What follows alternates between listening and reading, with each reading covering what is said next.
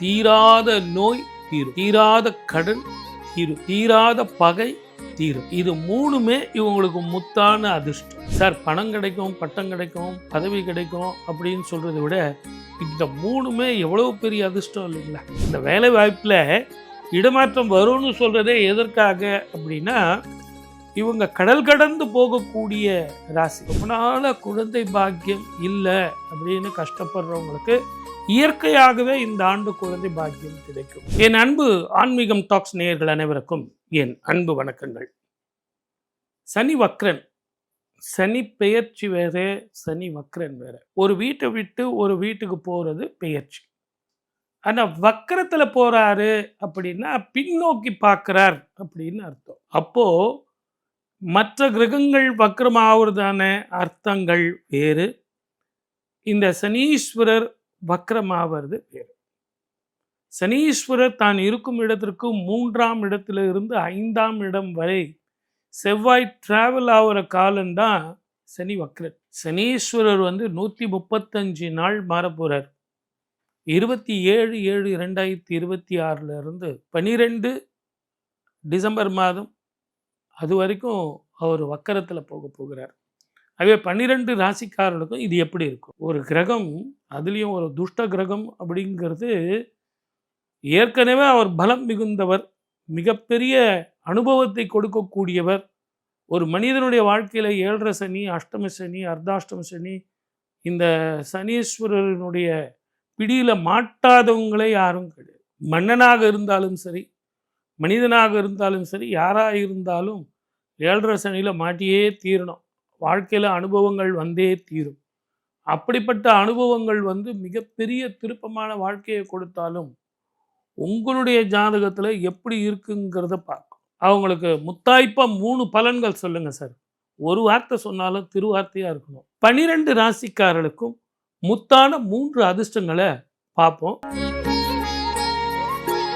3 அதிர்ஷ்டங்கள் கடகராசிக்கு என்னன்னு கேட்டிங்கன்னா, ஏற்கனவே அவங்களுக்கு அஷ்டம சனி இருந்து விலகுச்சு, மறுபடியும் வந்துருச்சு. நீங்கள் 3 அதிர்ஷ்டம் கேட்குறீங்க. 3 அதிர்ஷ்டத்தில் என்னென்னா, இந்த வக்கரனில் கொஞ்சம் கவனமாக தான் இருக்கணும். ஆனால் தீராத நோய் தீரும், தீராத கடன் தீரும், தீராத பகை தீரும். இது மூணுமே இவங்களுக்கு முத்தான அதிர்ஷ்டம். சார் பணம் கிடைக்கும், பட்டம் கிடைக்கும், பதவி கிடைக்கும் அப்படின்னு சொல்கிறத விட இந்த மூணுமே எவ்வளவு பெரிய அதிர்ஷ்டம் இல்லைங்களா? ஆகவே உங்கள் ஜாதகத்தில் ரொம்ப ஜாக்கிரதையாக இருக்கணும். வேற்று மொழி இனத்தவர்களோட உறவுகள் மிக ஜாக்கிரதையாக இருக்கணும். வெளிநாட்டில் வேலை செய்கிறவங்க ரொம்ப ரொம்ப ஜாக்கிரதையாக இருக்கணும். அதுலேயும் அவங்கக்கிட்ட குடுக்கல் வாங்கல் ரொம்ப வச்சுக்காம நிதானமாக இருக்கணும். பெண்கள் மிக கவனமாக இருக்கணும். ஏற்கனவே திருமணமானவர்கள் கணவன் மனைவி உறவில் ரொம்ப ரொம்ப ஜாக்கிரதையாக இருக்கணும். என்னப்பா சாம்பார் செஞ்சீங்க, சரியாகவே இல்லைப்பா, போங்கப்பா நீங்களும் உங்கள் சாம்பாரும் அப்படின்னு நீங்கள் அழுத்து விழுறத விட, சாம்பார் நல்லா இருக்கு, இன்னும் கொஞ்சம் பார்த்து செஞ்சால் நல்லாயிருக்கும் அப்படின்னு சொன்னீங்கன்னா நல்லாயிருக்கும். அதை விட்டுட்டு எங்கள் அம்மா ஒரு சாம்பார் வைப்பா தெரியுமா அப்படின்னு ரெஃபரன்ஸ் கொடுத்தீங்கன்னா அடுத்த வேலையிலேருந்து உங்களுக்கு சாம்பார் ரசம் மாதிரி வரும். ஆகவே கவனமாக வார்த்தையில் இருந்தால் அற்புதமான, இனிமையான, சந்தோஷமான, ஆரோக்கியமான வாழ்க்கை தீரும். இந்த வேலை வாய்ப்பில் இடமாற்றம் வரும்னு சொல்கிறதே எதற்காக அப்படின்னா, இவங்க கடல் கடந்து போகக்கூடிய ராசி. கடல் கடந்து போவாங்க. யூஎஸில் போய் வேலை செய்வாங்க, இல்லை ஜெர்மன் போவாங்க, நியூசிலாந்து போவாங்க, ஆஸ்திரேலியா போவாங்க. இவங்களுக்கு அந்த ஆப்பர்ச்சுனிட்டி ஈஸியாக கிடைக்கும். மற்றவங்களுக்கு கிடைக்குதோ இல்லையோ, இவங்களுக்கு ரொம்ப ஈஸியாக அந்த ஆப்பர்ச்சுனிட்டி கிடைக்கும். நல்லாயிருக்கும். தாராளமாக வீடு வாங்கலாம். அதே மாதிரி இன்னொரு மேட்ரு கூட நான் சொல்ல மறந்துட்டேன். அந்த வெளிநாட்டுக்கு போகிறதுக்கு நீங்கள் கேட்டீங்க இல்லையா, படிக்கிறதுக்கு போகலாம். படிக்கிற பிள்ளைங்க வெளிநாட்டில் போய் படிக்கலாம். அதே மாதிரி படிச்சுக்கிட்டே வேலைக்கு போகலாம். வேலைக்கு போயிட்டு ஒரு நல்ல உத்தியோகத்துக்கும் இவங்க போகிறதுக்கான ஆதார ஸ்ருதிகள் நல்லபடியாக அமையும். திருமணம் நல்லபடியாக அமையும். ரொம்ப நாளாக குழந்தை பாக்கியம் இல்லை அப்படின்னு கஷ்டப்படுறவங்களுக்கு இயற்கையாகவே இந்த ஆண்டு குழந்தை பாக்கியம் கிடைக்கும். ஏன்னா 12 வருஷத்துக்கு ஒரு முறை குரு இவங்க வீட்டில் இருக்க, அந்த வீட்டில் இருக்கிறது 5, 7, 9 வீட்டுக்கு பார்வை போய் படப்போகுது. அந்த பார்வை படும்போது 5ஆம் இடம் பூர்வ புண்ணியஸ்தானம், 7ஆம் இடம் களத்திர பாவம், 9ஆம் இடம் பாக்யஸ்தானம் அப்படிங்கிறதுனால 3 முத்தான அதிர்ஷ்டங்கள்னு கேட்கும்போது 5, 7, 9 அதிர்ஷ்டம் தானே. ஆகவே அதுவே ஒரு முத்தான பலன்கள் தான், அதிர்ஷ்டமான பலன்கள் தான் அப்படிங்கிறது கடகராசிக்கு ஒரு விசேஷம். படிக்கிற குழந்தைங்களுக்கு நீட் படித்தாலும் சரி, இல்லை அவங்க ஏதாவது எதிர்பார்த்து நான் இந்த யூனிவர்சிட்டியில் படிக்கணுங்க, நான் இந்த மாதிரி ஒரு கல்வி படிக்கணும் அப்படின்னு சொல்கிறவங்களுக்கு அவங்க கேட்குற அந்த டெக்னிக்கல் நாலேஜ் உள்ள படிப்பே கிடைக்கும். அவங்க கேட்குற யூனிவர்சிட்டியே கிடைக்கும். அவங்க கேட்குற அந்த வெளிநாட்டு வாய்ப்பே கிடைக்கும். அப்போ இவங்களுக்கு நினைச்சதை படித்து நினைச்சதை நல்லபடியாக வேலை கிடைச்சி இவங்களுக்கு ஒரு ஆப்பர்ச்சுனிட்டி அமையிற காலமாக இந்த காலம் அமையும். திருப்பதிக்கு போயிட்டு வந்தால் திருப்பம் வரும் அப்படின்னு எல்லாரும் சொல்லுவாங்க.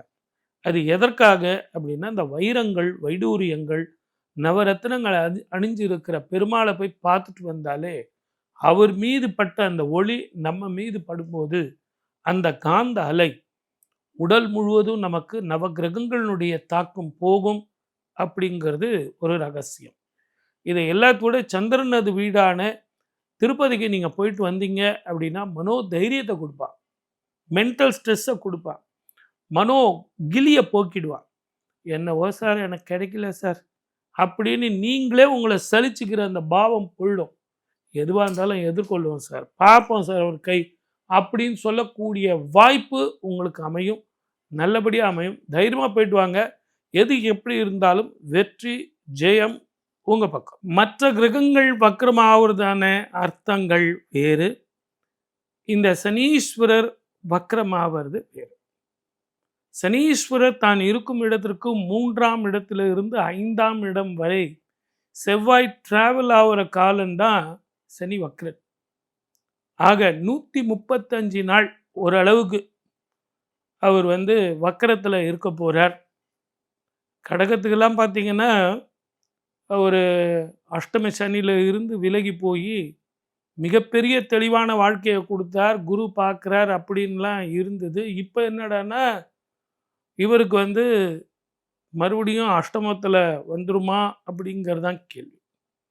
ஆனால் உங்கள் ஜாதகத்தில் இப்போ என்ன மகாதிசை நடந்துக்கிட்டு இருக்கு, அது உங்களுக்கு சாதகமா பாதகமா, உங்கள் ஜாதகத்தில் என்ன தான் அஷ்டம சனியோ அர்த்தாஷ்டம சனியோ கண்ட சனியோ அஷ்டம சனியோ இருந்தாலும் உங்களுக்கு அது நல்லா இருக்குமா? ஏன்னா வக்கரத்தில் ரொம்ப பலம் அதிகம். ஒரு கிரகம், அதுலேயும் ஒரு துஷ்ட கிரகம் அப்படிங்கிறது ஏற்கனவே அவர் பலம் மிகுந்தவர், மிகப்பெரிய அனுபவத்தை கொடுக்கக்கூடியவர். ஒரு மனிதனுடைய வாழ்க்கையில் 7.5 சனி, அஷ்டம சனி, அர்த்தாஷ்டம சனி, இந்த சனீஸ்வரனுடைய பிடியில் மாட்டாதவங்களே யாரும் கிடையாது. மன்னனாக இருந்தாலும் சரி, மனிதனாக இருந்தாலும் சரி, யாராக இருந்தாலும் 7.5 சனியில் மாட்டியே தீரணும். வாழ்க்கையில் அனுபவங்கள் வந்தே தீரும்.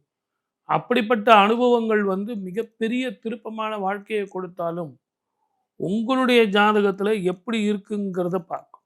ஆகவே மிக ஜாக்கிரதையாக இருக்கணும். உங்களுக்கு இந்த வக்கரன் அப்படின்போது 135 நாள் சனி செவ்வாய் பார்வை, சனி செவ்வாயினுடைய சேர்க்கை, இதையெல்லாம் இருக்கும். அந்த மாதிரி காலத்தில் பயணத்தில் கவனமாக இருக்கணும். இரவு பயணம், அதே நேரத்தில் நெடுந்தூர பயணம். நான் ஸ்கூட்டரில் 2 பேர் போகிறேன், 3 பேர் போகிறேன். அதே மாதிரி எலக்ட்ரிசிட்டி, நீரினால், இயற்கை அழிவுகளால், நெருப்பினால்.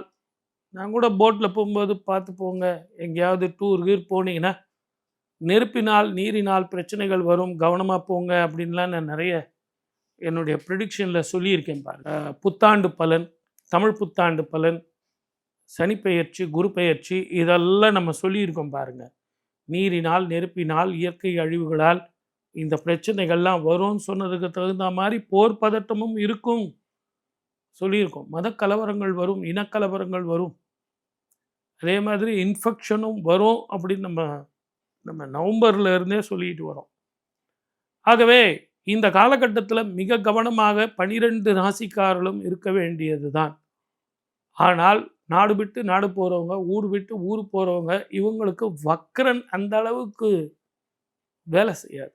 என்ன காரணம் அப்படின்னு கேட்டிங்கன்னா, கடல் கடந்து போகிறதுனால அந்த சனீஸ்வருடைய தாக்கம் கம்மியாக இருக்கும். ரொம்ப அதிகமான பிரச்சனை வேலையில் தொழில்ல, வருமானத்தில, திருமண வாழ்க்கையில, உடல் ஆரோக்கியத்தில அப்படிங்கிறவங்க சனீஸ்வரனுக்கு பிரீத்தியான எள் தீபம், திருநள்ளாறுக்கு போயிட்டு வர்றது, சனிக்கிழமை தோறும் சனீஸ்வரர் கோயிலுக்கு போயிட்டு எள் சாதம் படைச்சு நைவேத்தியம் பண்ணி எல்லாருக்கும் நீங்க குடுத்துட்டு வர்றது, அப்படின்னு நெறைய நீங்க தானங்கள் செய்யலாம்.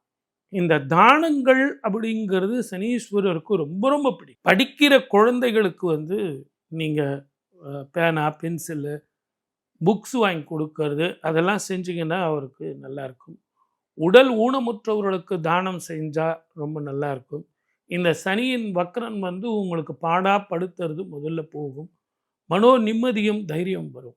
வேலை செய்ற இடத்துல முடிஞ்ச வரைக்கும் வாய கட்டிப்போங்க. வியாபாரத்தில எக்ஸ்டென்ஷன், எக்ஸ்பென்ஷன்ங்கிறத விட்டுட்டு, இருக்கிறத முதல்ல பார்த்துட்டு போங்க. புதிய உறவுகள், புதிய பயணங்கள்ல மிக கவனமாக இருங்க. வெளிநாட்ல வேலை செய்றவங்க இருக்கிற வேலையிலேயே இந்த 135 நாள் தொடர்ந்து போங்க. அதுக்கப்புறம் வந்து உங்களுக்கு ஒரு இன்டர்வியூவோ அல்லது இடமாற்றமோ, ட்ரான்ஸ்ஃபரோ நிச்சயமாக வரும். அந்த மாரி நீங்க போனீங்கன்னா நல்லாயிருக்கும். வேற எவ்வளவோ நான் இன்னும் சொல்லிக்கிட்டே போலாம். ஆனா, இதெல்லாம் பொது பலன் தான். ஒரு இன்ஸ்டன்ட் ஃபுட் மாதிரி உங்களுக்கு நாங்க குடுக்குறோம். ஏன்னா, உங்க ஜாதகத்தில சனி யோகக்காரகனா, அள்ளி கொடுப்பாரா? கிள்ளி கொடுப்பாரா? அப்படிங்கிறதுல நம்ம பார்க்கணும். அப்படி பார்க்கும்போது அந்த ஜாதகத்தினுடைய பலன்கள் மாறும். ஆகவே எது எப்படி இருந்தாலும் சனீஸ்வரர் ஒரு அனுபவ காலம், அனுபவத்த கொடுப்பார். ஒரு ட்ரெய்னிங் பீரியட். அந்த அனுபவம் ட்ரெய்னிங் முடிஞ்ச பிறகு ஒரு நல்ல பொசிஷனையும், நல்ல வாழ்க்கையும் கொடுப்பார்.